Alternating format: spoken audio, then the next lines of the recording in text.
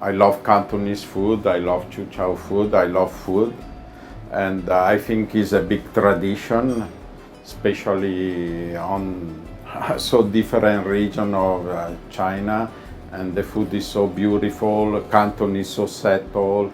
The technique of Chiu Chow food, poach the goose certain time, the stock, they refresh the stock every day. It's all fascinated. Is there something about that that inspires your own career as a chef? And what specifically fascinates you in the way you say it does?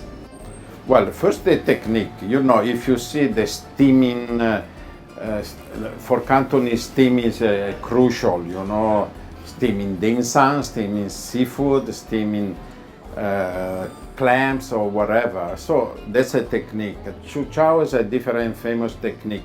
The poaching the goose with the spice and the refreshing the stock, and the stock goes on and on and on.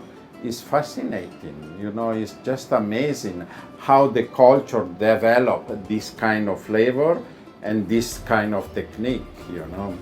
Do the techniques, the flavors, the foods, does it tell you something about the people behind it?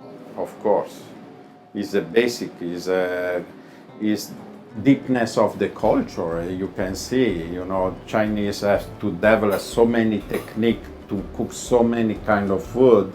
That's why there is a deep technique on Chinese food, you know. But Chinese, a bit like Italian, you put the chicken feet, the brain, the guts, and everything. That's culture, you know. Only few countries in the world can develop this culture. You know?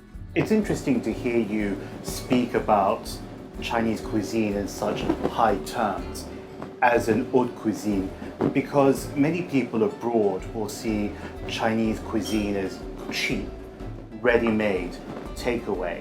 Why do you think Chinese food has had that problem in communicating its value and story in other countries? Well, I guess another point of Chinese cuisine, they know how to make it affordable.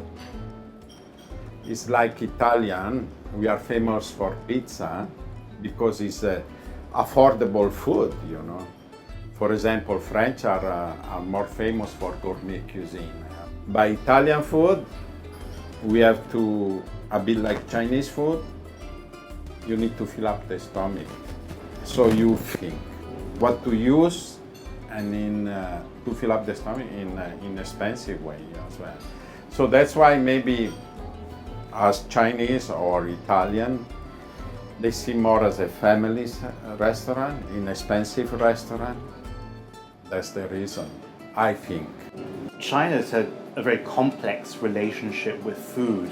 One of the great needs, which perhaps you were referencing, is the long history of poverty and hunger over many, many centuries in China. Do you think there's a link there between that need and the need also to fill up the stomach, as you said? Of course, definitely. You know, we are saying, you know, hunger stimulates your imagination, so you have to learn how to eat everything.